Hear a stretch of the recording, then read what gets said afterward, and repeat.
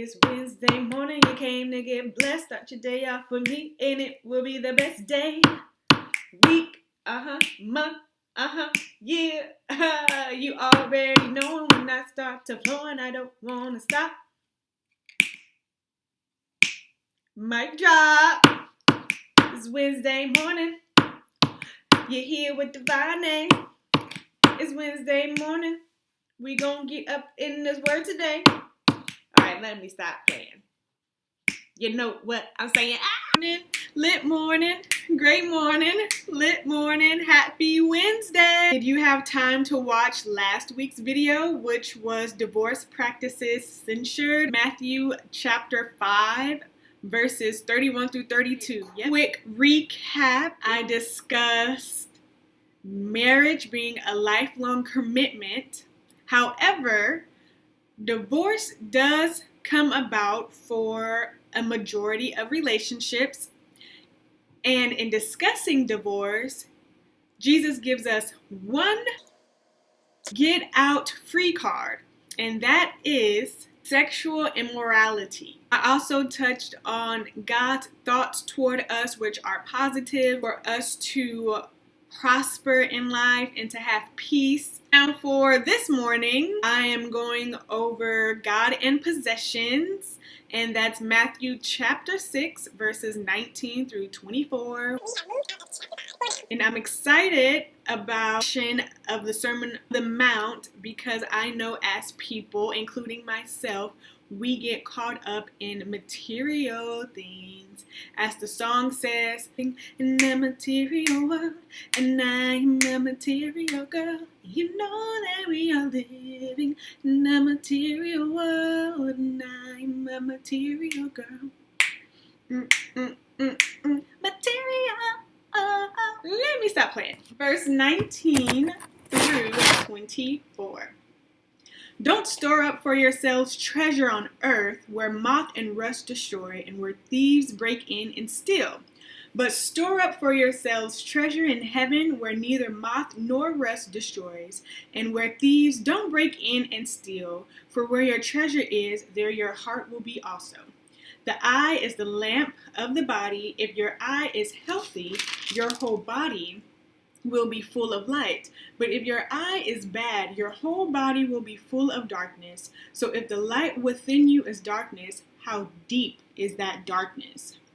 No one can serve two masters, since either he will hate one and love the other, or he will be devoted to one and despise the other. You cannot serve both God and money. Amen. Because this is broken almost into three parts. The first part talking about treasures or not storing up material things here on earth, but yet focus on building up our mansion, building up our space in heaven. And secondly, it discussed the eye being a lamp to who we are. Lastly, it goes into how a person cannot serve two masters. It's either one or the other, not both. You can't mix oil and water. Just doesn't go together. And because it's divided into three parts, my notes are also into three parts. First half is only going to cover verses 19 through 21. Second half will cover 22 through 23. And then the last bit of nuggets will be on verse 24. But for the first half, it's very easy for us as people to get caught up in material things, as I just previously said, especially a lot of different distractions. So the matter is, these things that we love so much, such as money, can get stolen. It can be liquidated. Your shoes, they can get torn up by a dog. At home, it can burn down. It can be attacked by termites. Your jewelry get stolen as well. There's just a myriad of things that can happen. The point of the matter is, don't get caught up on those material things. And also, have you ever thought about it? All the money in the world, all the houses, all the cars, all the jewelry, all the everything will not go 6 feet under with you. And neither will those things reappear once you are in heaven, or once you are in hell, or once you are wherever you think that you're going. Now, don't misconstrue this here reading, or what I'm saying, as God doesn't want me to have great things. God doesn't want me to live at my best. stop that. God wants to gift his children with wealth, possession, and the power to enjoy that. That's Ecclesiastics chapter 5, verse 19. So he wants for us to have those things. What he does not want, or what should not happen, is we put all of our faith and all of our love in these things and not in him. Once you devote your life to these material things, then it becomes toxic. We all want to build a legacy, or at least have something leave behind for our children and our children's children, or we should at least desire that. And he wants for us to have that, just not to put that desire before. Hence, verse 21 says, "For where your treasure is, there your heart will be also."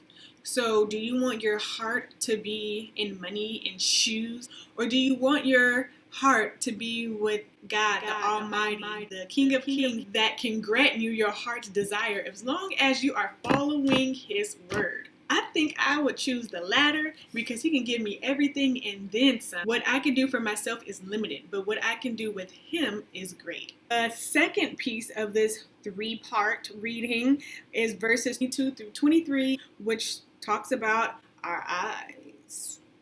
And these two verses remind me of the old saying, "The eyes are the window to the soul." Have you ever met someone and you look at them and you go, "Ooh, they look sneaky. Ooh, they look demonic. They look evil. They look like they can't really truly be trusted." Or you might look at them and say, "Oh, they look so innocent." Or you can look at a person and see that they're passionate. You can look at them and see are inquisitive just by looking at their eyes. In short, you can see character traits of a person that they may show on the surface, right? They'll have that facade up. Look in those eyes. The eyes tell all. Verse 22 starts off saying, "The eyes are the lamp to the body. Think." What do my eyes say? Or darkness? And if so, how deep is that darkness?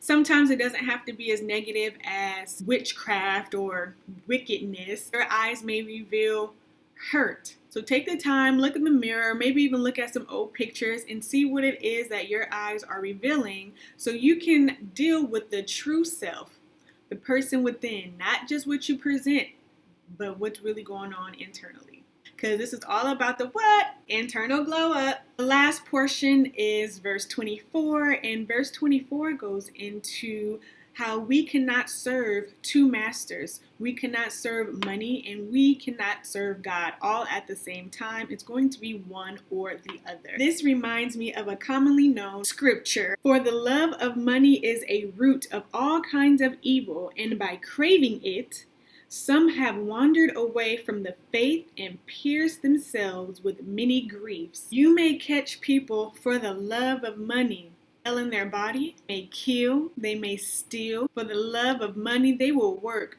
20 hours, get 2 hours of sleep, and then get right on back up. For the love of money, they will run themselves raggedy. It's for the love of money that causes people so much turmoil. But if you keep him first, he will grant you your heart's desires, that you won't have to work 2, 3, 4 jobs. You won't have to slang dough, because the blessings will pour in. Make sure you're doing your tithes. If not your tithes, make sure you're giving some type of offering. Make sure that he is taken care of and he will take care of you. Time you see me will be April 15th, and I will read Christ Fulfills the Law.